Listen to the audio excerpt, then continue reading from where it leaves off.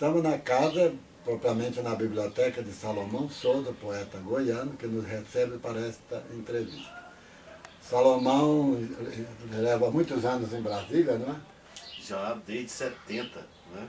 Exato. Ele, inclusive, é autor de uma antologia sobre a poesia de Brasília, chamada Deste Planalto Central, que ele apresentou durante a primeira Bienal Internacional de Poesia. Mas nós vamos conversar sobre a poesia do próprio Salomão.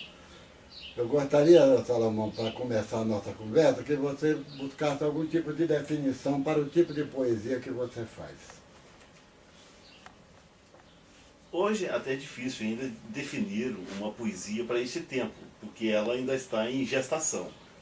Eu comecei numa época em que a poesia estava preocupada com o seu tempo, porque era a de contestação, a juventude, e junto com isso os poetas estavam contestando, seja por uma palavra engajada ou por engajamento nenhum, que era o concretismo, o poema processo. Mas depois entraram outros elementos e que o poeta tem que estar dentro dele. Eu tenho uma certa preocupação com a poesia hoje, porque com o intimismo, com a intimidade, com a solidão do poeta diante do computador hoje, sem participação com a população, junto com a convivência social, porque o indivíduo está participando menos da sociedade, convivendo menos com os movimentos, junto com a população mesmo, a língua de repente ainda corre mais risco ainda, porque o poeta tem menos laboratório da convivência diária com a língua na rua, ou em outros locais. E a língua e a poesia, então, vai se transformando em algo de experiência muito pessoal, de diário na internet, junto com imagens e tudo. Mas, então, dentro disso vai surgir uma nova poesia.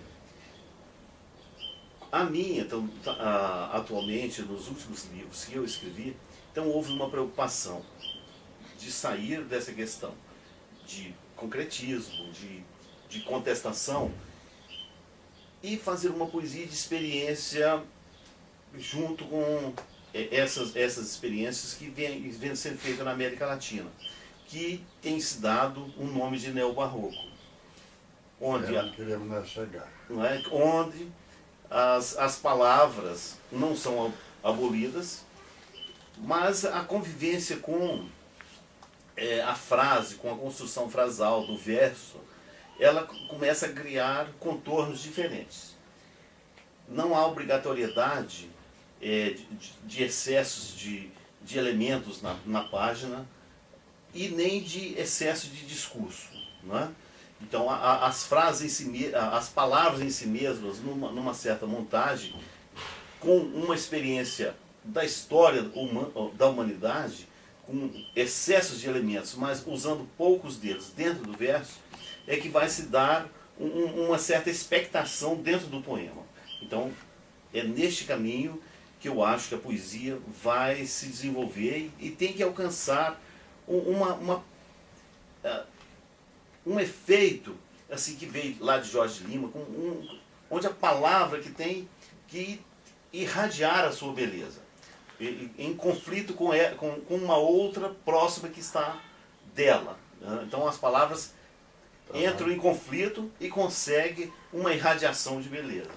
Bom, Salomão, uma colega sua de Goiás, a professora Maria de Lourdes Cabanhas, publicou 2 livros recentemente, um deles sobre a poesia marginal, focado nos autores dos anos 70, anos 80, e um outro mais antigo sobre a poesia concreta, já que você citou a poesia concreta, era bom de fazer um contraponto com a sua própria poesia. Ela, no título do livro, que é a poesia da reversão, ela mostra que a poesia concreta teria chegado a um impasse, se tornou intranscendente, sem tirar o mérito da proposta, que ela analisa até com muita propriedade, mas ela acha que a poesia ela ficou presa a uma incapacidade de comunicação centrada em si mesma, né? Contrariamente à poesia dos marginais, que era uma poesia desgarrada, né? Completamente solta na linguagem. E você já está propondo um outro caminho, que é uma poesia que você chamou de neobarroca. Eu acho que antes de a gente falar dela, era bom você ler um poema para a gente trabalhar em cima do concreto, né? Nos leia, por favor, um desses poemas de seu livro. Do Safra Quebrada, que reúne a minha poesia, e inclusive este poema entrou num livro de poemas inéditos, nessa coletânea, e é até um poema recente, que já é justamente criticando a poesia de Olavo Bilac e tudo, porque ainda a poesia estava convivendo com esta herança, né, de parnasianismo e tudo, o modernismo no Brasil, e que tem que se desvincular disso. Então, é um soneto dentro de uma outra contestação. O poema, que não tem título. Encanta-me a vaidade dos contornos das tatuagens, as ramagens dos mansos dragões, as abraçadas borboletas tais. Cansa-me esse corpo em excreções indiscretas, nenhuma sujeição concreta ante as nuances abstratas tais. Cansam-me os termos medievais, antes a agulha do delírio novo, os ervais entre os becos tais. Cansam-me os cotejamentos letais, sem as janelas abertas, as conversas com estrelas tais. Há uma certa ironia no seu poema, né? Justamente ironizando algumas experiências da poesia de parnasianismo e até mesmo do concretismo, não é? Parece que não há uma expressão, mas as palavras estão em choques e buscando esse novo contexto da poesia. Exatamente. Uma das leituras que a gente faz dessa nova poesia, que é o contrário do que se fazia, que era um verso metafórico claro, descritivo, referindo-se a situações concretas, hoje você faz uma poesia de reinvenção, em que você, ao invés de descrever situações, você cria situações. É uma poesia efetivamente de invenção. Ao contrário do que diziam os concretistas, que se considerava poesia de invenção. Mas eles estavam muito mais sentados na invenção geométrica, na invenção da construção verbo-visual, do que propriamente de metáfora. O livro da professora Cabanha diz que os concretistas teriam superado a ideia de metáfora na poesia, embora muitos críticos demonstrem que ainda há metáfora, resíduo de metáfora na poesia concreta. A sua é metafórica, mas ela não é relacionada a uma realidade convencional, uma realidade criada, é uma reinvenção através da linguagem, uma reinvenção do mundo através da própria linguagem. Seria isso? É uma poesia que parte da experiência individual, só que essa experiência não serve mais, porque ela tem que estar somada com a experiência da própria palavra. Certo, a partir da própria palavra. Que é a palavra que vai dar a sua contextualização diante da outra. E isso é muito difícil de aceitação, porque o leitor, o poeta que está enraigado com a sua experiência concretista ainda, ou modernista, daquela poesia de expressão direta, de comunicação quase que confessional. E de engajamento, de lirismo, não é? Então ainda resiste a essa questão, pois o que se espera da poesia ainda é um excesso de expressão de real, não é? E o que se espera atualmente, nisso que alguns que está inserido, não propriamente o barroco dentro da poesia, porque não tem mais santo, não tem mais questão de igreja, o poeta não está mais preocupado com esse tempo, né? mas há essa espectração quase de surrealismo, né? Mas que não é de O contexto. surrealismo pelas imagens históricas que você cria através das combinações de palavras que aparentemente não fazem sentido, mas que tem certamente uma intenção por detrás dela. Aliás, o barroco é invenção. A poesia da barroco era uma poesia de experimentação.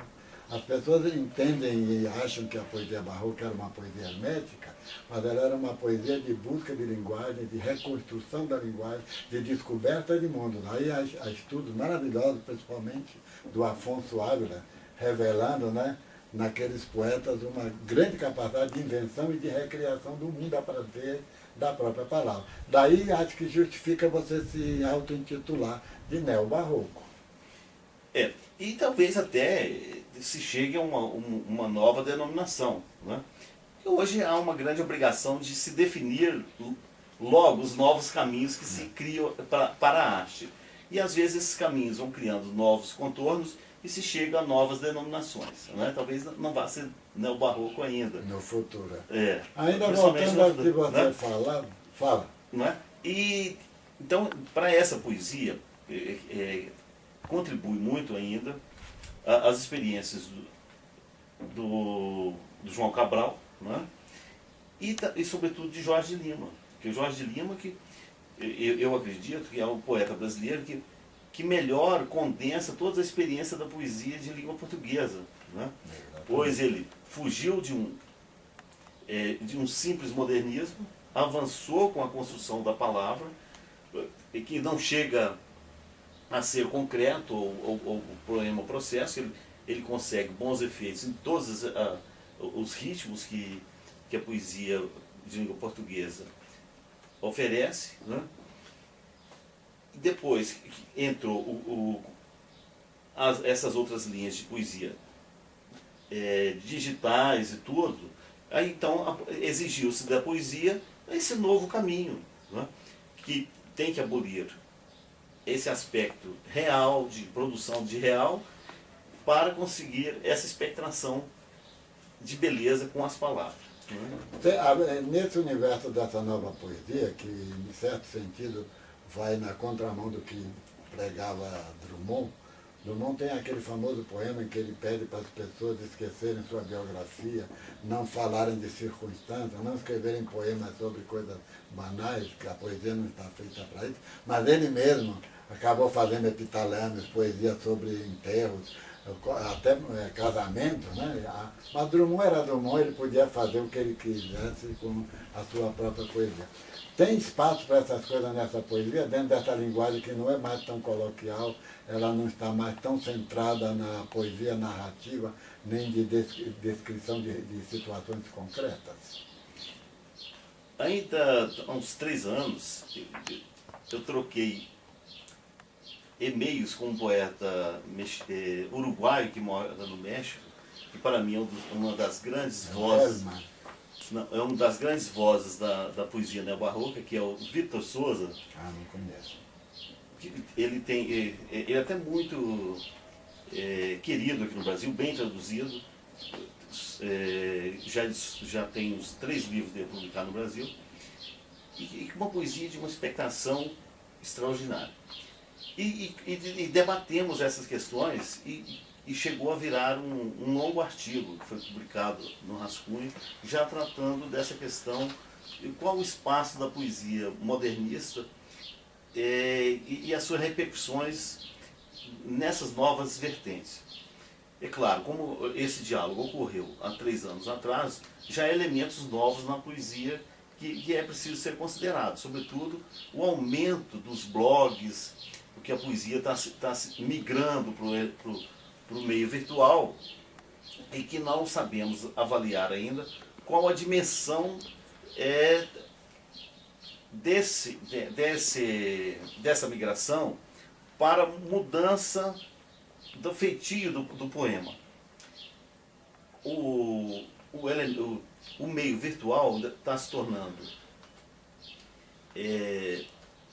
como se fosse diários, e a poesia está se tornando pequenos diários. Então não sei se essa nova experiência vai transformar numa nova experiência de modernismo dentro do ambiente digital. Porque se é o eu que volta para dentro do digital, de repente o modernismo vai repercutir novamente.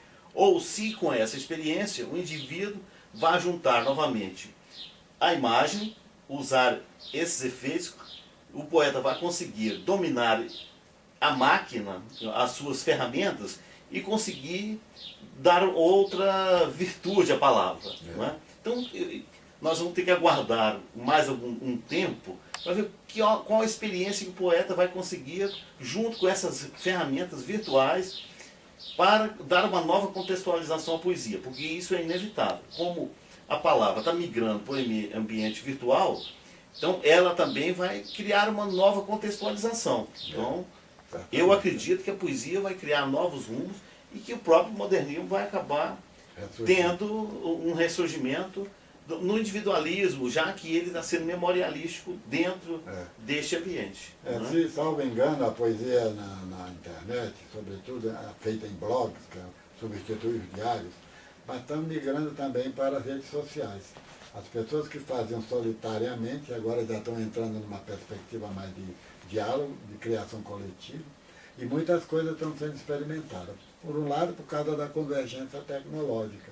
Os jovens estão podendo fazer poesia associada com imagem, com som, até com animações. Outros já estão, inclusive, migrando para os chamados meios móveis, fazendo poesia para o celular, né? Um concurso de poesia de 140 toques, né? Em que as pessoas vão colocar aí textos que são quase que aforísticos, né? E talvez os jovens seriam os primeiros e já estão se engajando nesse tipo de poesia. Migrando da primeira fase, que foi uma poesia de imitação da MPB, não é? de letras de música, para partir para um tipo de linguagem. Sobretudo na América Latina, em geral, mais do que no Brasil em particular, esse tipo de poesia está surgindo. Você acha que é um caminho fértil para a poesia neobarroca, esses ensaios através da internet, então? Olha, a minha poesia, ela inclusive tem maior acatação no meio virtual. Os livros às vezes ficam esquecidos, não se tocam menos nele. Agora, na internet, as repercussões sempre são muito favoráveis. A frequência aos ambientes em que os textos estão colocados são frequentados sobretudo por jovens. Então, aqueles que dão uma resposta, geralmente são os poetas mais novos. Vocês podem ver aqui no próprio site, na nossa entrevista, o endereço da página do Salomão Souza, onde vocês terão acesso aos poemas que ele está descrevendo, explicando aqui conosco. Ora, para finalizar, eu queria dizer o seguinte: Salomão Souza é um poeta da nova geração, um poeta que está perfeitamente dentro das novas tendências da poesia internacional e está também como engajado numa nova antologia. Você está fazendo a poesia dos poetas goianos para a próxima Bienal Internacional de Poesia, não é isso? Ela já está bem adiantada e é uma poesia curiosa de Goiás, pois é uma região que está menos envolvida com estes processos e ainda tem muita experiência de sociedade. Então é uma poesia que está chegando a novos territórios, mas com muita raiz ainda, produzida em Goiás. Muito bem. Vale dizer também que o Salomão é o autor e é o responsável pela seção de poesia goiana de nosso portal de poesia ibero-americana. Então eu quero agradecer ao Salomão a recepção, a oportunidade que nos deu de chegar a essa imensa biblioteca que ele mantém em sua casa. As pessoas não têm ideia do que seja isso, são várias salas, corredores, e até pela escada você encontra livros na casa deste grande poeta. Muito obrigado, Salomão. Eu que agradeço a lembrança e a amizade, né? A amizade também contribui muito para a poesia. Essa convivência dos poetas tem sido muito prejudicial, a ausência dela. Em tempos anteriores, os poetas trocavam muito mais essa experiência. Hoje, esse recolhimento do poeta também tem sido prejudicial, pois ele não se questiona muito. E as amizades levam a esses questionamentos e a um aprofundamento na necessidade de produzir-se melhor. Muito obrigado.